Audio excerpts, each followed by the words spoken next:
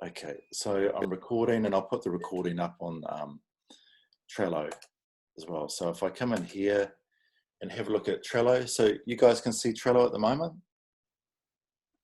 Yeah. Cool, okay, great. So I'm just going to, everything that I put in, I'm going to put in at the top. So we're going to keep going with the same Trello board and it'll just push assignment 1 and assignment 2 down. So the same with you guys, anything new you put in, always at the top of your board. If I come down here, I'll open the brief up for a start.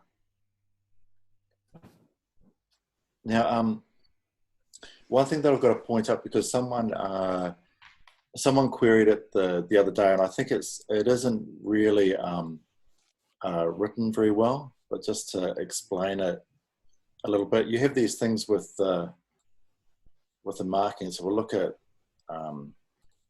assignment 1. And so I've written down these kind of analysis for the top level, and it talks about this for the workbook. But if we have a look at assessment 2, the wording on this one, the testing, is really, really strange, because it says a varied range of imagery indicates thorough and sustained testing of principles and processes involved. What this is saying is it sounds like it's talking about a whole lot of testing within your workbook, but what it's talking about here is the indication. So it's basically saying, this one here is talking about the image. This one's here is saying, if you have experimented and played around and trialed things, that will become obvious in the final piece of work. So it means your skill set of the way you combine images and what you're able to do in that final image comes through from the testing and the work that you've been doing. So let's go down to assessment 3. So this one here, you're going to create a series of works. So it's going to be 4 is what you hand in total. So for this one, the workbook and the final 4 pieces are combined as one assignment. So they're working hand in hand. The first 2 assignments, it's about testing and exploring. This third one is about all of those things coming together and you producing 4 really beautiful pieces of work. You've probably had this term pepeha come up before, and I'll go through this and then I'll come back to pepeha. So this talks about it a little bit, and I'll go about it in a bit more detail. So it relates specifics about you, the way that people make a connection through family, through people and places. It's a form letting people get a better idea and understanding of you, where you come from, your interests, essentially who you are. And you're going to, I'll talk a little bit more about making the connections. And what you're going to do is not a traditional take on pepeha, but a contemporary one. And I'll explain what the difference with that is. So for the international students, those of you overseas that are with us today, your variation is going to be slightly different. So I'm going to go through what we're doing here, and then I'll explain how the context for you guys starts to change. So, for the traditional setup for Māori is that if you have a hui or a meeting, or you're welcomed onto a marae, there's something called a mihi mihi. And a mihi is acknowledgement. So you get up and you acknowledge the people that you're visiting, or the situation, or who's in the room for the meeting, those that have gone before you. So all of this is a mihi mihi. The very end of that is called a pepeha. And that's the bit where suddenly you reference yourself. So traditionally for Māori, you are the least important factor. So when you get up, you talk about everyone else, you talk about family, you talk about your mountain, you talk about your river, and then at the very end, you do a little bit of, oh, by the way, this is who I am. So it's specifically becomes about a lot more about you. Now, the breakdown for this is that when you do a pepeha, there's a certain sequence, and you start off with your waka, you start off with your mountain, then it goes to your river, then it goes to your iwi or your tribal affiliations, then it goes down to a subset of that called hapu, and then it goes down to kind of who your family and grandparents were, and it comes down until it gets to you, where you basically say, oh, and by the way, this is my name, this is who I am. So we're going to do essentially a visual representation of that. So I've got stuff on Trello, and I'll show you that. So there's a couple of additional things that you have to do. One is that you have to find a whakatauki that relates to your beliefs or who you are. So essentially a proverb. And that's because when you start off a speech, you always start with a whakatauki, and at the end, a Maori proverb, or Māori proverb. This will be one of your research components, and they're all over the place. As soon as you type in whakatauki, it gives you a list of what they are, what their meanings are, the translations. There's an abundance of them online, and I've got a link to one of them on Trello. Now, this somehow has to be incorporated into your work. If you're in New Zealand, you have to do a whakatauki, and it has to be written in te reo Māori, so not translated into English. This can become a tool where it has to be in there, but it doesn't necessarily have to be readable. And so what you'll find, and we'll talk about the series, because a series of 4 works have some kind of continuity.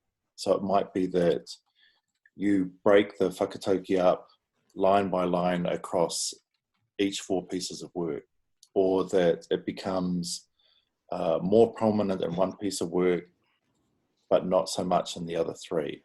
Maybe it just becomes implanted on one of the 4 works, not on the other 3. So the way that you can kind of break it up and work with that whakatauki becomes a lot more graphical and less about it needing to be legible or readable.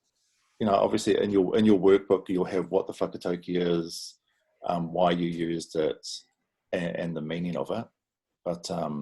But as far as the visual goes, it just becomes another element that's incorporated in there, but it doesn't have to be specifically known. I'm leaving that up to you with your design process, what's going to fit in with the work that you're doing more. So the thing that's important about a pepeha is when you're trying to relate to people, it changes. So if I'm talking to my kid's school, then I would probably have in that pepeha that I'm a teacher, obviously that I've got kids and where they go to school, and that is added into the pepeha so that it makes a connection with the people that I'm talking to. The classic one is the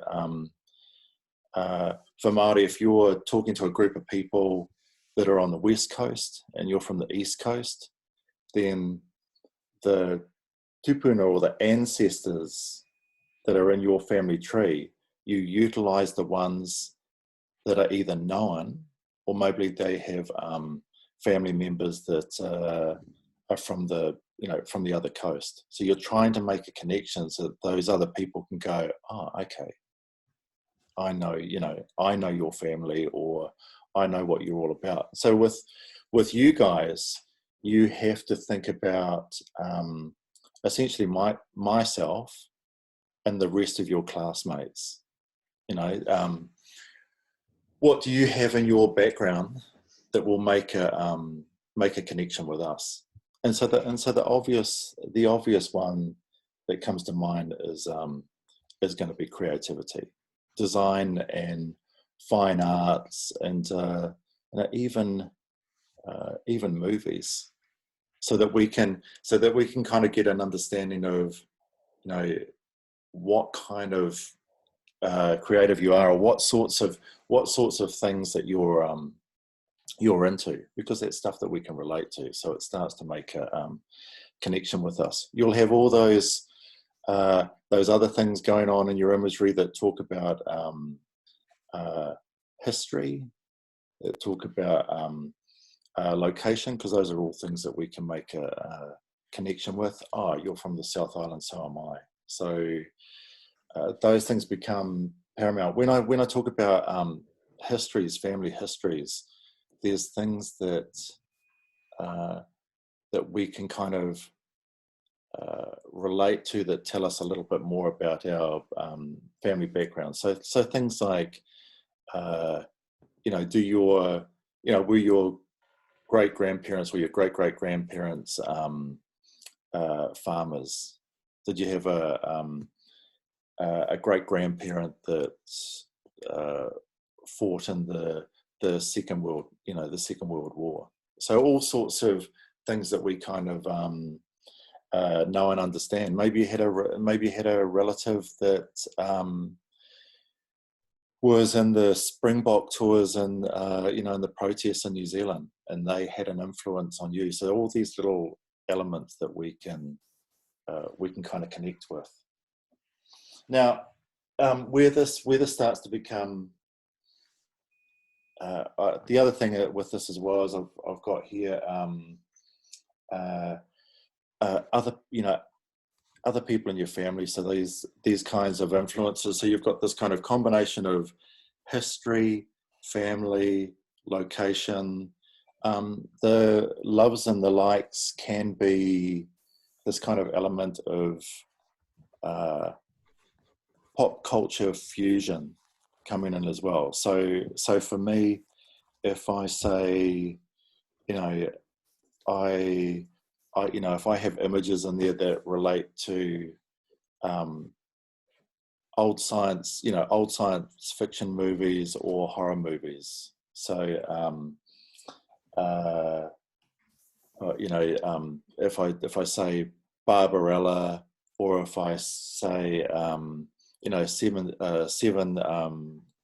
Samurai, or Lone Wolf and Cub, or Pulp Fiction, that will start to give you an idea of the sorts of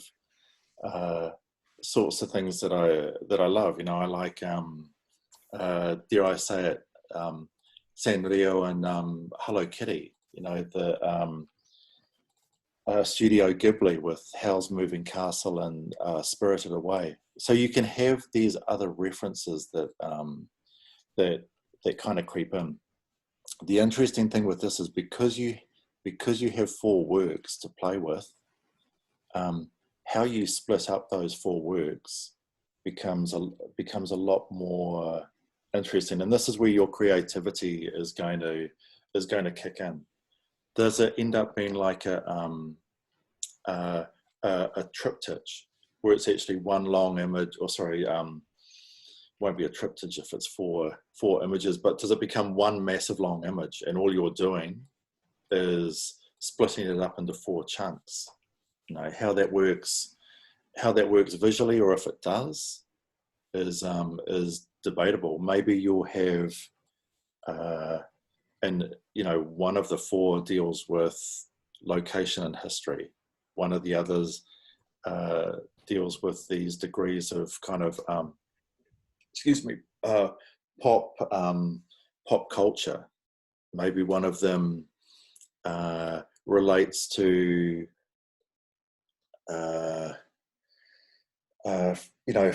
friends and different kinds of influences. The other thing as well is maybe you split up the 4 into well, for me it would be decades, but for you something quite different. So maybe you can have one that talks about your life as a child, those very kind of early influences, your life as a young teenager, and then your life where it is now, and then the 4th one could be essentially where you see yourself heading. So this kind of breakup of 4 images can be really, really interesting. The way that you start to work with that. So that essentially actually I'll just change this sharing back to Trello for a second. Okay, I'll get rid of this brief. So actually I'll just going through the requirements. So essentially 4 final pieces of work. The final, again, the final image is going to be like a photo collage.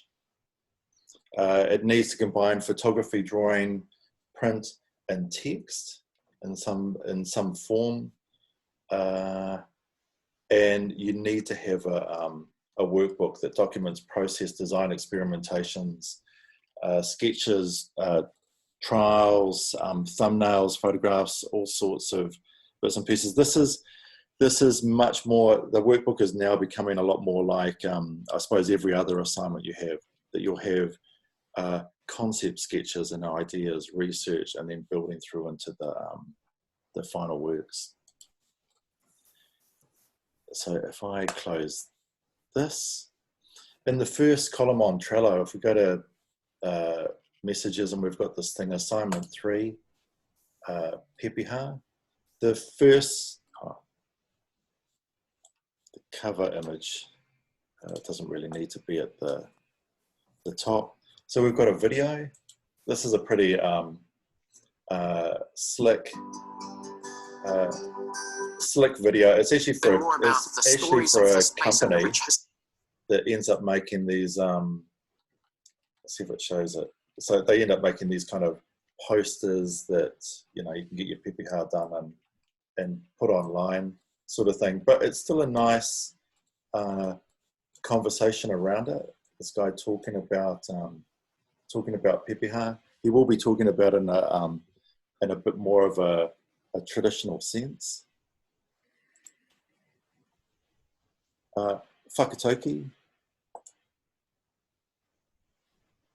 If we so this just takes you to a link, and this is a really simple one where it goes through and it has a few here.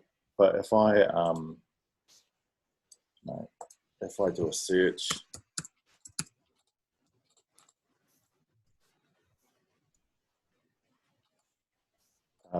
there'll be heaps. All the stuff over Pinterest. Otago University has quite a oh, actually, sorry, that's gone to Pinterest degree again. But there'll be tons of them. I think this might be a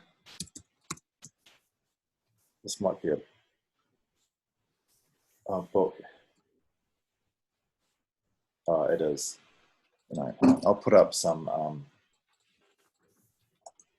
some more stuff, but whakatauki will be easy to find. Now I've got a couple others in here where I've got Chinese sayings and Chinese proverbs. So, you know, there's heaps of really, really good good material there. So this is, now I'm talking about the students that are overseas in China. So, you know, the every whatever it is, 10,000 mile journey starts with one step. You know, there's all sorts of proverbs that you can put in. For you guys, the same that if people in New Zealand are using, having to write it in Te Reo Māori, I want you to use Chinese calligraphy. So I want you to write it the way that you would in China. Doesn't matter whether I can understand it or not, because it'll be backed up in your workbook. That'll say, you know, it'll say what it means and the saying and that sort of thing. And actually, for those of you that are kind of you know, students that have a different kind of background, but you're living in New Zealand, whether you're from China or from somewhere else, then you have the option, because it's going to be part of your whakapapa or your family history, your background. If you want to write it with Chinese calligraphy, then you can. And again, if you're from elsewhere, if you're from the Philippines or anywhere else, then again you can use the language from that place, or a proverb that relates. So we've got that, and then I'll just show you the stuff here that's talking about the inspiration. One of the exercises that we're going to go through together is the typography that you're going to use, and I'll get to this in a second as well. Is somewhere in there you have to have an element of typography that is a word that relates to you in some way whatsoever. It can be, I can put it, it can be quite an abstracted word.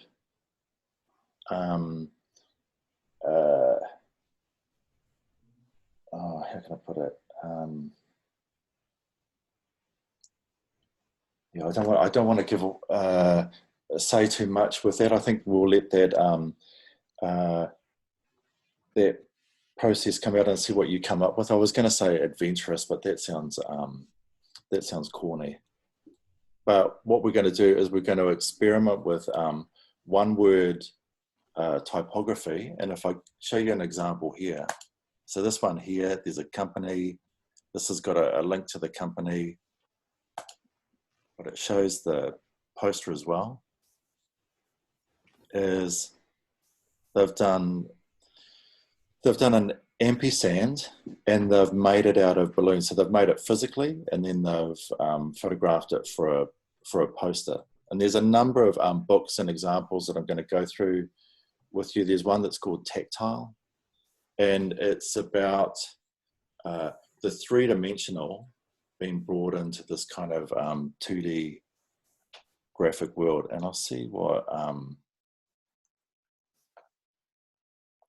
so this just goes through a number of their posters. I don't think if they've got anything else that is too graphic in that way. So I'll get rid of that one. And these are some kind of other examples. this is a good one where you think about what we've been doing as a process with Photoshop. Now, there's a link that goes off to this guy's website. But if we look at some of these images, this is very much what you guys have been doing. Bringing in textures and stuff through Photoshop. Let's have a look at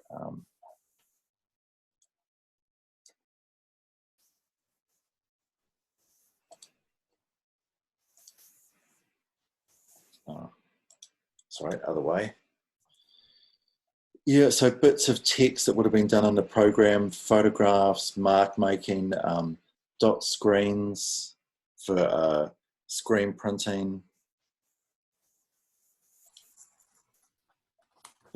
handwriting, again, bits of photos, distressing the typography and little scribbles and these sorts of things as well, like sellotape or dirty marks that have come off a photocopier. This was just an advertising campaign for a drink. So that kind of sketchy doodling and other images that have been brought through in a certain way. There's an old magazine called Raygun that some of you might be familiar with, and another one that came out of that was called Beach Culture. And these magazines, which I'll just I'll go one here. We type in Raygun. Oops. Magazine. You can see how it relates to what we've just been looking at.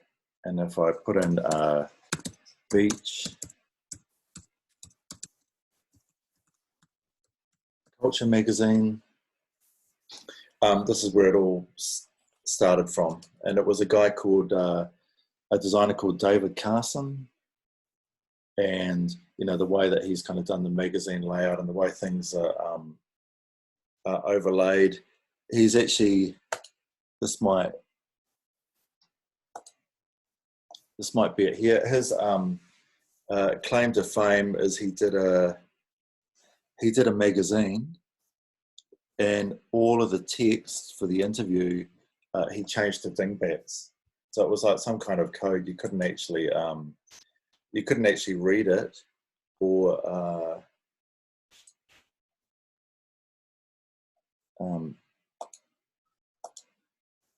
just you had to go through and decipher it. Or did I just get rid of Trello? No. Okay, so there's this one, and this just goes through some of his images. And then there's one more, which is a place called Studio 8. I actually think it might be defunct now. I don't think you can actually access their website anymore. But this, if we think of these kind of poster designs as 4 separate spreads, it can be something that's minimal, even through the use of Photoshop and this idea of utilizing textures and type and everything. It doesn't have to be something that ends up looking like the last guy, where it's just this complete overabundance of imagery. So there's still leeway for you to be able to do things in a much more minimalistic form. And I'll bring in one more actually. This is what we're going to have a go at. This is what we're going to have a go at doing. which should be really, really interesting. There was a poster that was done for a water campaign.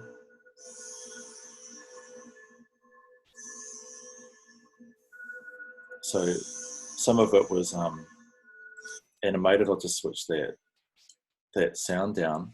But essentially, this site, I'll put the link up for it because it goes through and it has videos where it shows them doing it. And actually, they use that thing that I put online for you about changing colors through Illustrator. They do a really good job with that. But this stuff here is essentially an iPad that they've got their design on, and then they've put a container over the top of it, and they've put baby oil and water, I think is the combination in here, and then they've photographed through it. And so you've got these kind of lovely outlines, and you've got these kind of distortions going on as well. So like the balloons, it's an element of taking the very physical and then processing it into our designs. So look, with that at the moment. So essentially, today's going to be more about the hand-in, I suppose. But if you've got that done, then it's about getting onto the research. So it's researching. You can do some research on pepeha. You can do some research on whakatauki. Obviously, if you're overseas, that research becomes more about Chinese proverbs or proverbs from where you're based at the moment. A lot of it's going to be visual research as well. So how much can you research family histories, things that you're into, like location, where are you from? What can you find as far as typographic maps go? Maybe there's satellite imagery that gives you some interesting things. So as much fodder or research as you can possibly provide. That's what the focus is at the moment. Ideally, with that research, you can start to build thumbnails if you get that far, trying to design things out. Now, something I should bring up is that working on the computers, there is a lot of stuff that kind of happens intuitively on the computers that you end up not doing so much in the way of sketches as you go along, but it all kind of builds itself on the computer. That's kind of part and parcel with the way a lot of people work today. But at this stage, I do want you to do some kind of rough sketches, ideas, thumbnails, and all that sort of thing at this early stage to give some kind of direction. If that changes when you start working on Photoshop or when you go into the work, it happens more intuitively and it moves away from those initial sketches, that's okay. But I do want you to work on paper and try doing those initial sketches at this point. Obviously, trying to come up before next week with some kind of concept. And when I'm talking about concept, I suppose I mean how are you going to break up those four? What's going to be the link that holds all four of those images together? Is it going to be some kind of breakdown with time, so things that look like they're progressing through the four? Is it going to be a technique? Is there going to be more of a vector-based look? Is it going to be something as simple as minimalism? When we were looking at that Amazon book with the leaves on it? Is it just going to be about a certain quality with typography and minimalism? Is it going to be that the whakatauki or the proverb runs across all 4 panels? And so essentially the images are quite drastically different, but the typography that sits across the top of them is the thing that pulls it all together. So conceptually, think about how you're going to tie those things together. And idea-wise as well, what you're going to include, and what you won't include. Okay, so look, questions with that. I see you've all got your mics turned off. You can switch them on. Are there any questions about that at this stage?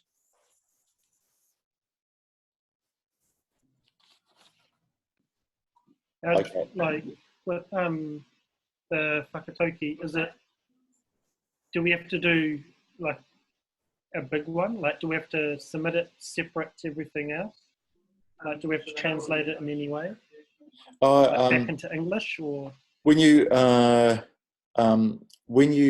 look up the whakatauki, they're all going to have what their meaning or translation is.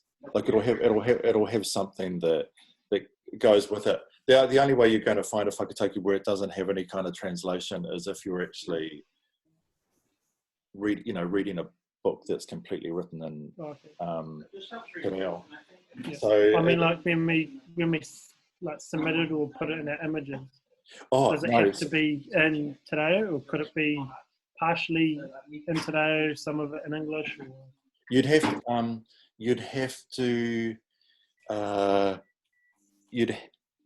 have to explain to me through your workbook why. Okay, so at the moment I'm saying it's a Māori proverb, for lack of a better term. But if your idea is to say, well, actually, I kind of take that on board because I live in New Zealand, but my background is all pretty staunch, Irish Catholics. Yeah. Then and you say, well, I want to try and break it into 2 halves, and have both. Then I'd say, yeah, that's great, because that's your conceptual thinking. And with that sort of stuff as well, I can help with that. If you do want to break it up, I've got enough of an ability to work that out and say, well, that's what this line means, and this is how you could change it.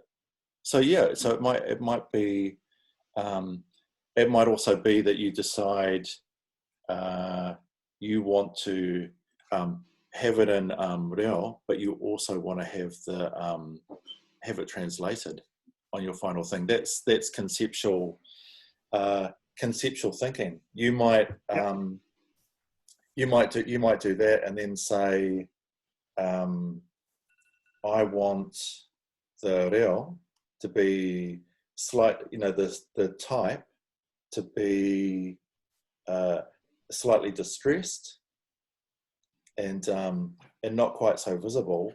But then I'm going to do the English translation in big, bold, solid Helvetica, and and you can, if it's got an attachment to your background, you can kind of say, well, I'm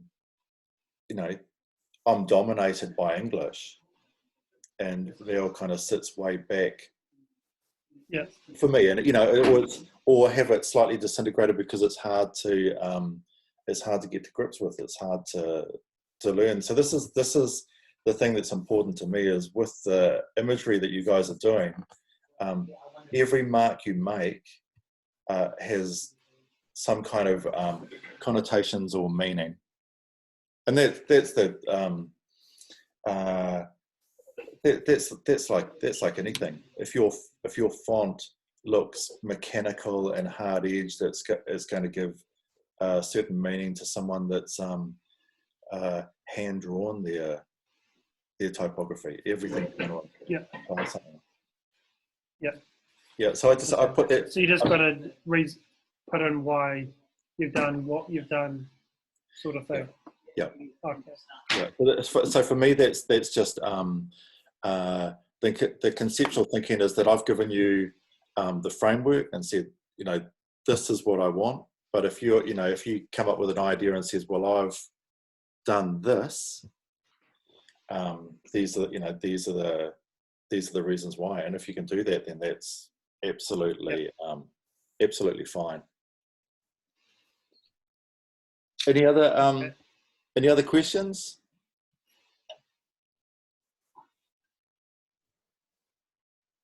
No. Okay. Look, what I'll do is I'm going to give you that to think about. I'm just going to, for the sake of the Zoom thing, I'm just going to go one more time through the WeTransfer while it's being recorded, and then I'll put this up online, and I'll come. I'll come back online at 2 o'clock. I'll send out another Zoom if you want to come in at 2 o'clock, and that can be if you want to come on and talk about the hand-in. If you've still got some stuff that you need to finish off or something that's not working, we can do that then as well. But at this stage, it's just fundamentally doing that research, and this is a good. I would say this is a good time with your workbooks to just sketch and doodle and build up all that research and get it in a way kind of done and out of the way, because this can end up being something where you kind of you don't do much, or you go down a different track, and it's hard to come back and do that kind of initial thumbnail stuff and research. So rather than giving you an exercise at the moment, let's just have 1 week of heavily trying to find as much stuff as we possibly can. Okay, and obviously by what I'm talking about, it's going to be a combination of things you find online and things that you photograph to be able to tell those stories. Okay, anything else? No. All right, cool. Look, I'm going to do the Zoom, the WeTransfer thing for a start. So I'll share the screen and jump into that.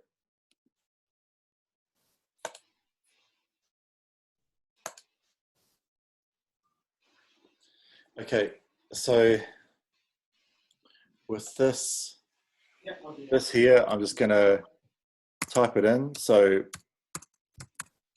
WeTransfer.com. Okay, and it will take you to this site. 2 megabytes is all that we need. If I sign up, then I won't have to put that verification code in, but I'll just go, no thanks. So who you're going to email it to, which is going to be me. So this is my personal email address. The other one, actually the other one is on the brief, which is the Whitidea one, adrian.mcclellan at whitidea.ac.nz. You can send it to either. So the address that it's going to, whoops, you have to put in your own address. With the message, I want you to put in your name and then whatever your student ID is. Whoops. And then you just add your file. And of course, the nice thing with this is that you can choose a folder.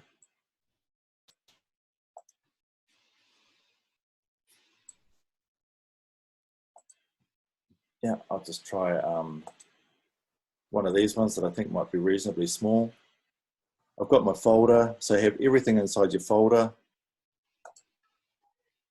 Choose it, and then it's simply just transfer. Because I didn't sign up with them, I've now got to jump into my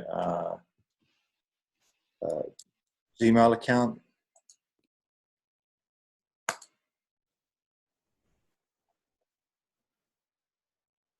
For me, it was actually coming up under spam.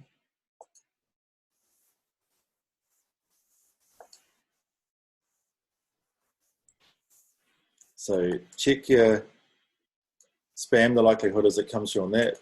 Copy that that ID, and then back here, paste it, and of course sign up for free if you don't want to keep going through that process and you want to keep using WeTransfer. As soon as it verifies, it's going to start sending it.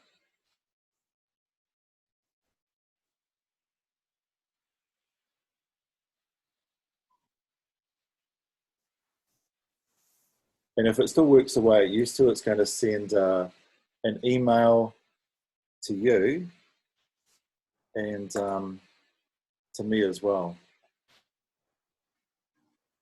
Can't see it, so maybe it oh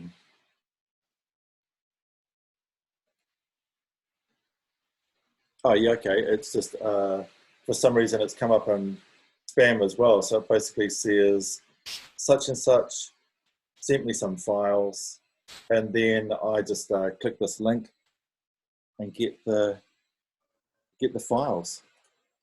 That's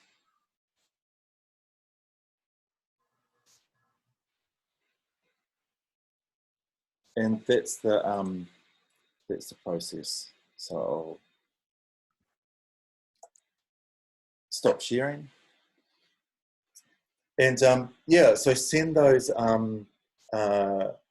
files through that way. But of course, you can send me a text if anything's problematic. So my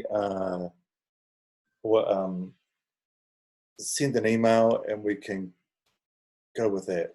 Try and get the hand-in stuff. So is everyone okay with that at the moment? I'll come back at 2 o'clock this afternoon just to make sure that everything's okay. So I'll send out another Zoom invite. But just before I cut the meeting, are there any questions with that? Yeah, Adrian, I just have one quick question. Yeah. Just about the hand in, just Yeah. because I'm pretty much done. Yep. You know how you said we had to hand in like 2 auto traces, 1 mark making drawing, etc. Say that again. How we had to like 2 auto traces, 1 mark making drawing, 2 photo collages, etc. Yeah. With the textual image that we have to hand in, Yeah. is that the just the actual texture that we created, or like an image that we put the texture on top of? No, just the texture in black and white. Okay. I mean, if you put it over a color or try it on something, I would say that's just in your workbook. But no, it's not. Yeah. Okay. Assessment. Yep. So just plain black and white. The only thing is for that assessment to hand in, put the original image and then the black and white texture underneath it. Yeah. Okay. Yeah. Awesome. Thanks so much. It's okay. Just keep it really nice and simple. Sweet. Thank you. Okay. Anything else? In the assessment 2, yeah, it says to add relevant information. What do you mean by relevant information? Because I thought a lot of that would be added into your workbook. You know, like it is. It is. But all I mean by relevant information is that if you, let's say you put in a blind drawing and it's the wandering line. Yeah. Just right underneath it, wandering line drawing. Okay. Just essentially just so I know what it is. Okay. But nothing Okay. nothing more than that. Oh, hang on, I've got a check coming through. Yeah, so look, I got a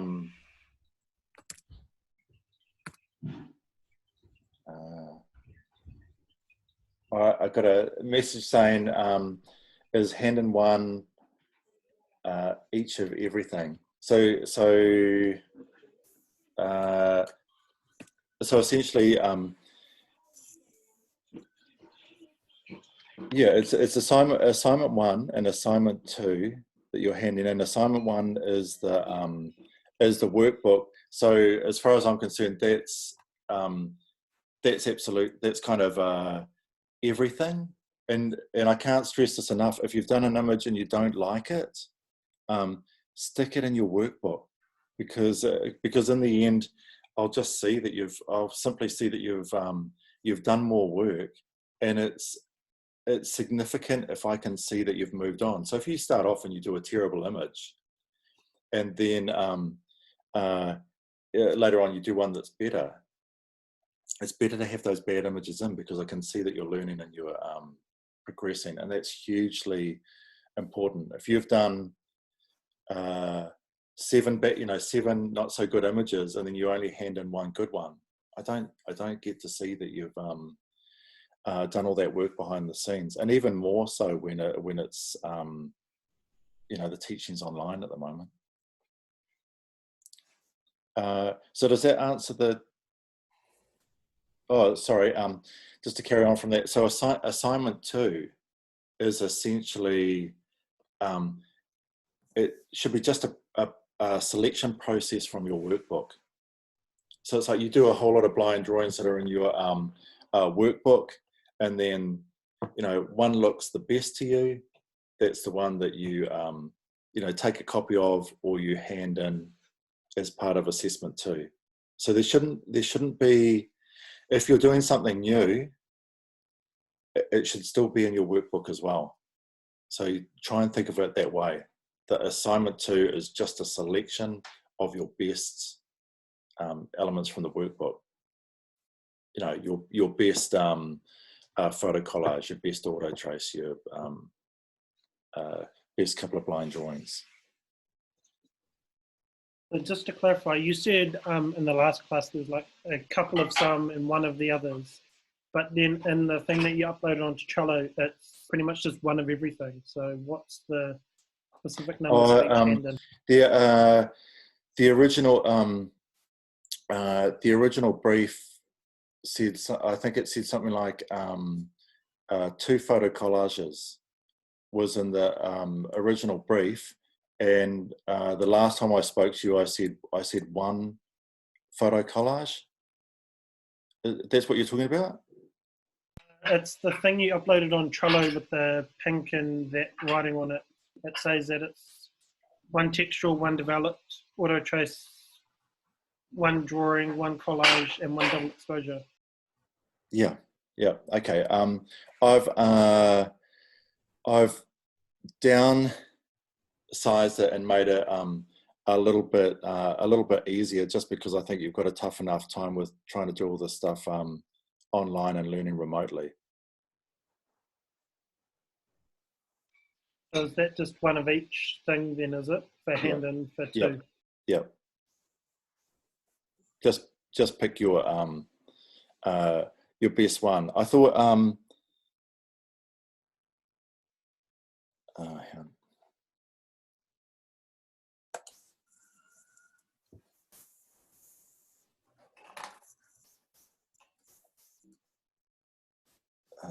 I'm just going to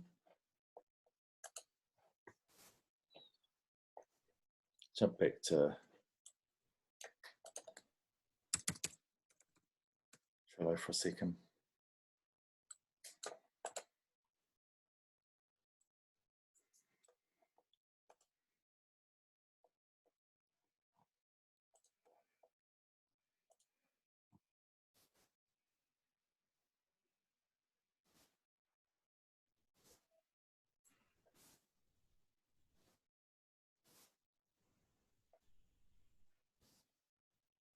Yeah. Okay. So I've changed it to one of everything, and that's just because there's a lot, there's a lot of work. So you've all done multiple photo collages and stuff. Just hand in the one drawing. So yeah, this is what you need to go off, because there's some things that have changed because we couldn't do photography as far as the developing of the prints and working back into the prints goes, going through all that kind of film processing. We've had to do a digital double exposure, and then again, because we couldn't do the plastic etching, that's become the textural image through the channels to try and replicate the same sort of thing. Yeah. So it's, yeah, that sheet that you want to go off. Okay. Sweet.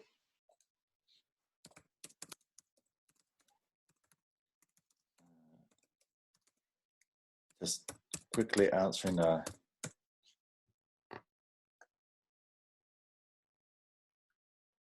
chat. So anything else? Okay. Not cool. at this stage. All right. Is there anyone that's massively struggling at the moment with the hand in? You can send me a chat, so it'll come through privately. I'm not sure that I'm gonna get it. Oh, how are you going, Julie? What have you got and what haven't you got?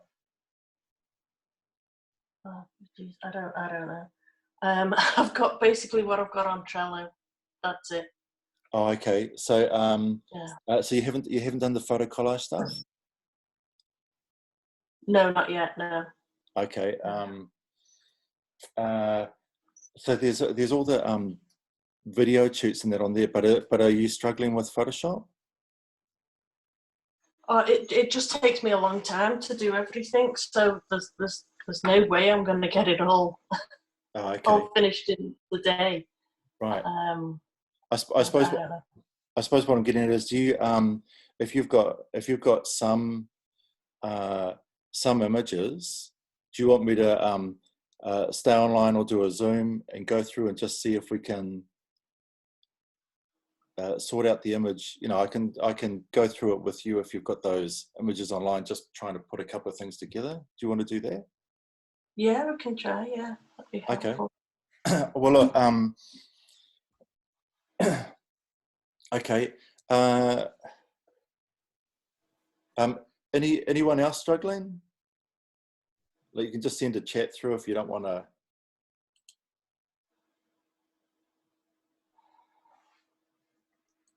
Okay.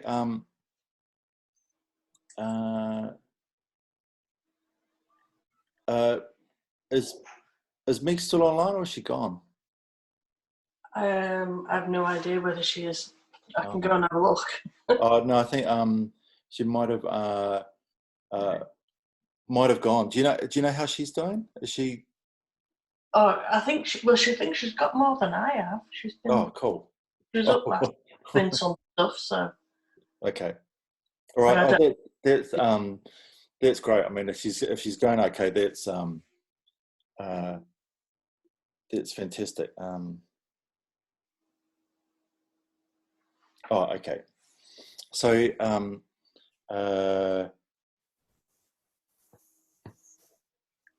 just going to